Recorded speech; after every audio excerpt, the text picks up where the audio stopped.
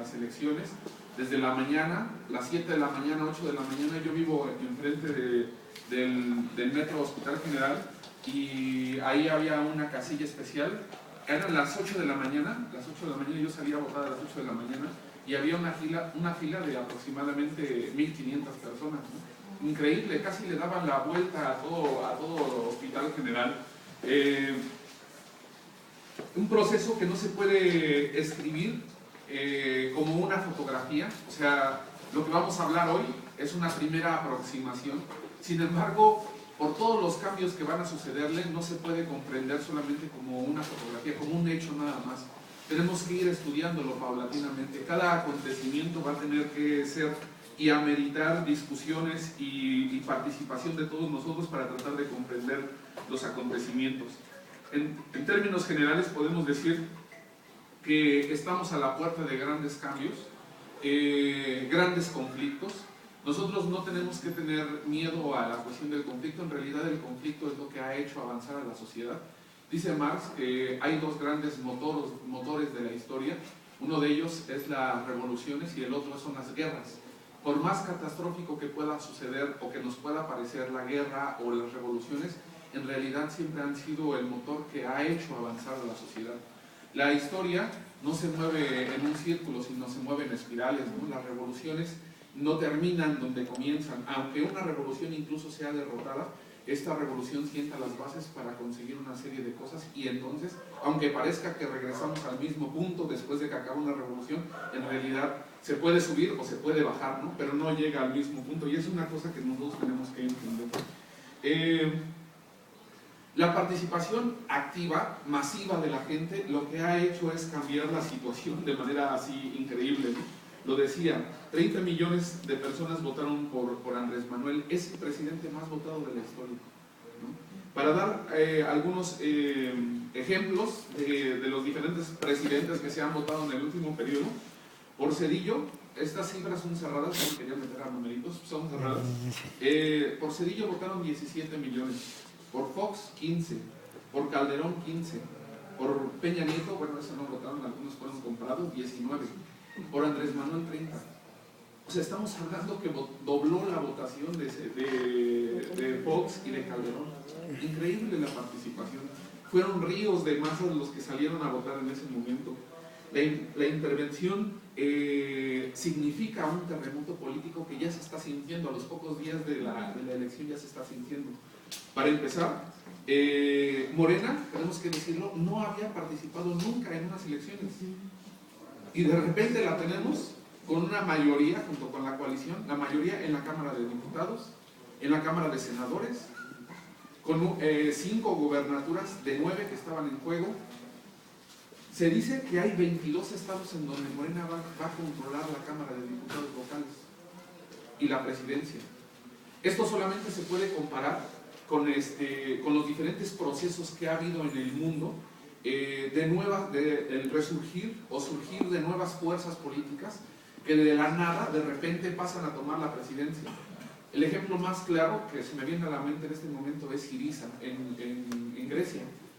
Syriza en Grecia es una decisión del PASOK, del Partido Socialdemócrata griego, que comenzó con un 4%. La primera vez que se presentó a las elecciones sacó un 4%, que no era nada en realidad. A las siguientes elecciones, Syriza tiene un 32% de la preferencia electoral y asume el poder. Estos brincos tan gigantes que estamos viendo, que vemos, es resultado de la búsqueda de la gente por tratar de modificar sus condiciones de vida. La gente está buscando cómo transformarla. Esta situación también lo vimos, aunque Podemos no ganó las elecciones. Podemos ser un partido que viene de las luchas, de las asambleas que se hicieron públicas en las calles, Ocupa, ¿no? Se llamaba así, del movimiento Ocupa, y las mareas, ¿no? Las luchas estas que se dieron, la marea blanca, que fue la lucha en contra de la privatización de la sanidad en España, la marea verde en contra de la privatización de la educación. Todos estos movimientos en un momento determinado se organizaron, formaron el partido Podemos. No tenían ninguna experiencia en términos de elecciones y de repente en las primeras elecciones que participan tienen cerca de un 22%, es decir, son apariciones meteóricas. Nosotros tenemos que decir, para comprender cómo esto es un terremoto político, tenemos que decir que no cada 8 días se forma un partido político. En realidad los partidos son grandes procesos, la formación de partidos políticos son procesos muy lentos, históricos, que se generan a partir de grandes contradicciones, se generan a partir de grandes decisiones, ¿no?, de otros partidos que han existido. Solamente la gente está dispuesta a construir una nueva herramienta cuando ha probado que las herramientas viejas ya no sirven. Ese es en realidad el fruto de Morena. En Morena, toda la gente, la gran mayoría de la gente, probó al PRD antes de Morena. Morena viene de ahí, de la lucha en contra del desafuero en el 2005, contra el fraude electoral. ¿Quién se acuerda aquí de las maravillosas movilizaciones? 3 millones de personas el último fin de semana del 30 de julio del 2006, 3 millones de personas, la movilización más grande en la historia del país. Y luego no se frenó ahí la situación, el plantón, después fue la lucha en contra de la imposición de los chuchos en el PRD, cuando nosotros, la izquierda, estábamos con ¿cómo se llama el señor de barba? Encinas, en defensa del petróleo, también luchamos en defensa del petróleo. Todo eso formó Morena. Morena viene de un proceso de escisión del PRD en donde el PRD se puso a prueba y de repente no sirvió para lo que la gente lo necesitaba y rompió con él, y en el 2012 se creó Morena. 6 años le bastaron a Morena para tener una votación histórica, para tener la mayoría en las cámaras, para tener gobernaturas, y me parece que las siguientes elecciones en donde se pongan en juego gobernaturas, Morena las va a barrer. Es un tsunami, ¿no? Es la primera ola, lo que estamos viendo es la primera ola de la gente que salió a votar. Pero ahí no va a acabar la situación. Sí, como lo dije, tiene 5 gobernaturas, son interesantes las gobernaturas que Morena gana. Particularmente la que se me hace más importante es Veracruz, ¿no? Un territorio,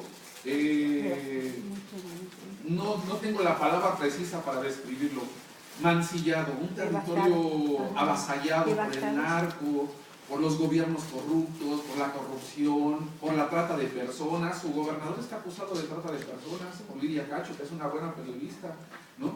Es decir, Veracruz está siendo como la prueba más palpable de ese hartazgo que hay.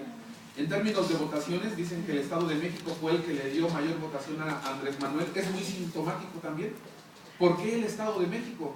Le dio más de 3 millones de personas el Estado de México, cuando se suponía que el Estado de México es la joya de la corona del PRI, que ahí no se metía nadie porque el grupo Atlacomulco era el que dominaba y la mafia del PRI era el que tenía la fuerza. Yo platicaba con Pachón unos días antes de las elecciones y decía, va a estar complicado el Ecatepec barrió Morena. Sí, pero así como barrió el Ecatepec, barrió un montón de municipios y un montón de lugares. O sea, de 55 distritos en el Estado de México, solamente el PRI se quedó con 1, el PAN con 2 y Morena con 53. O sea, ¿esto qué es? Esto es un terremoto brutal, ¿no?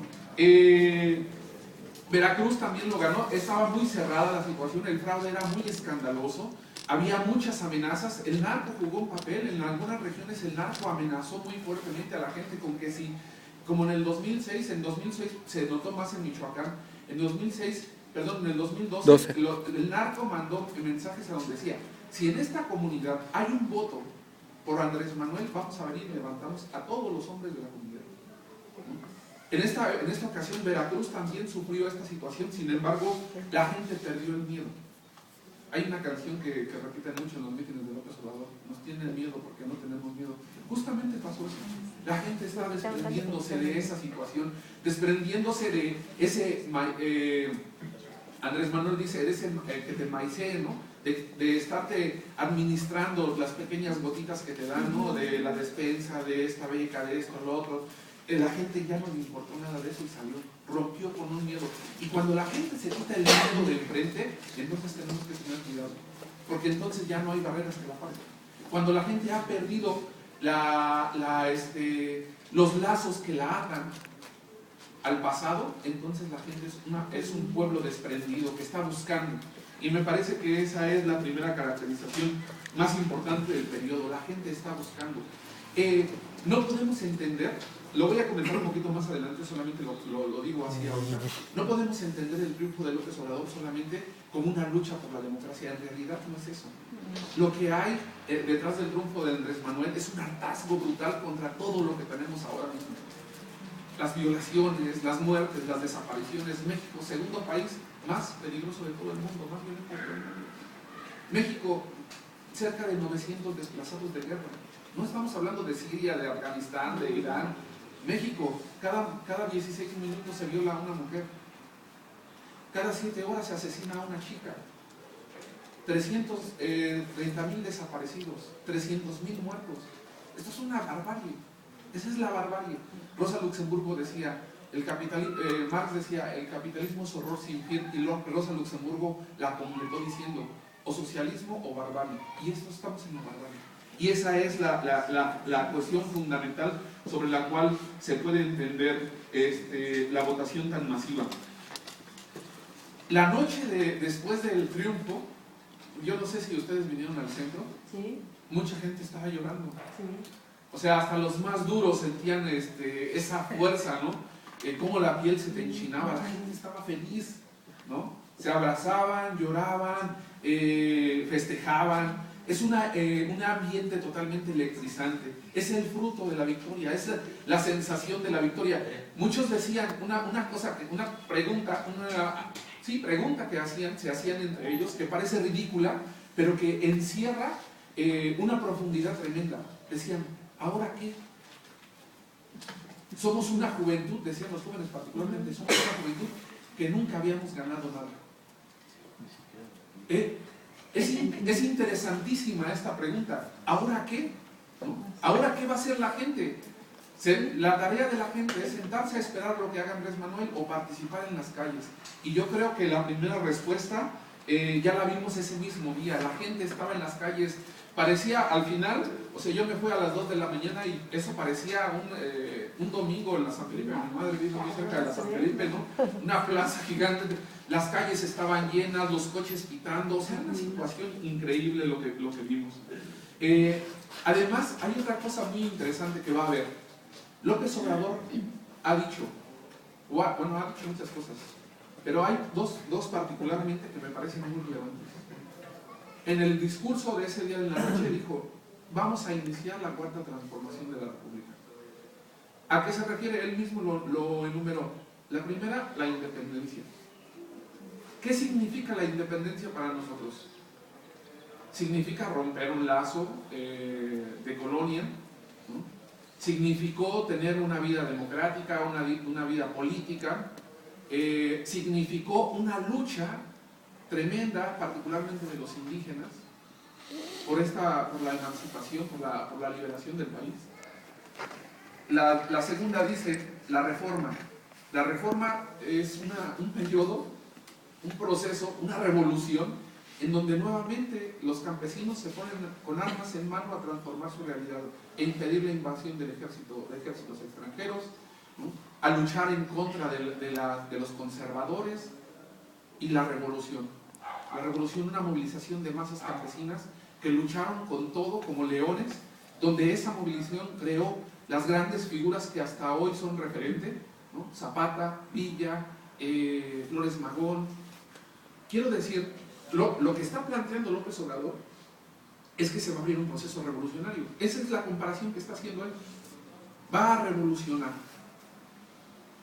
Una revolución no es necesariamente sangre, no es necesariamente muerte. Son cambios muy profundos. La revolución es un cambio muy profundo, pero la característica fundamental de una revolución, y por la cual se puede caracterizar como una revolución, es la intervención masiva de la gente tratando de transformar su realidad. Esa es como la característica fundamental de una revolución. Y lo estamos teniendo. La primera piedra ya se sentó. Y esto no se va a parar. Todo dice que no se va a parar, todo lo contrario. Me parece que a lo que vamos es una confrontación muy fuerte con diferentes sectores de la sociedad, incluso del imperialismo americano. Como primer resultado de esta elección masiva, participación masiva, tenemos un proceso de polarización en donde la gente o vota por Morena o vota por la coalición, o vota por el PRI o vota por el PAN, los partidos que también son de la oligarquía, que siempre han estado ahí a su servicio, y todos esos pequeños partidos que venían cosechando pequeños triunfos, quedan borrados.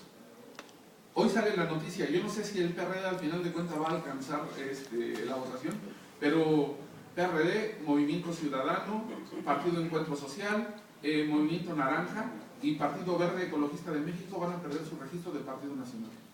Esto es fruto del proceso. Habla de una polarización que se está dando hacia las alas. La derecha está organizada y la izquierda está organizada. Los que están en medio simplemente están de capa caída. Esa es la primera consecuencia. La segunda, que es histórica, el PRI. Increíble lo que ha pasado con el PRI. El PRI gobernó este país 80 años atrás, 90 años atrás. Hubo una fusión del partido con el Estado. No se diferenciaba en muchos lugares, no se diferencia, ¿no? Era lo mismo pertenecer al PRI que pertenecer al Estado. Se daban tranzas, se abría una mezcolanza ahí, una masa uniforme que no sabías distinguir en qué momento estás hablando del Estado y en qué momento estás hablando del partido. Para mantener esta alianza que había, se utilizó miles de millones de pesos para comprar voluntades, para comprar lealtades, ¿no? Al PRI no le importaba mucho las encuestas porque estaba confiando en su aparato de compra de votos. Ellos tienen las llamadas, aquí en las colonias populares de aquí de la Ciudad de México, a sus operadores les llaman las mentadas búfalas, ¿no? Las búfalas. Iban a poner a andar sus búfalas. ¿Cuáles son las búfalas? Las señoras gorditas, chaparritas, que son bien grilleras y que te andan comprando las credenciales por todos lados. Ellas son su aparato, ¿no? Y ellos lo reconocen, así le llaman las búfalas. Y ellos dijeron, vamos a echar a andar nuestro aparato de búfalas. Eso le sirvió, o le había servido hasta este momento.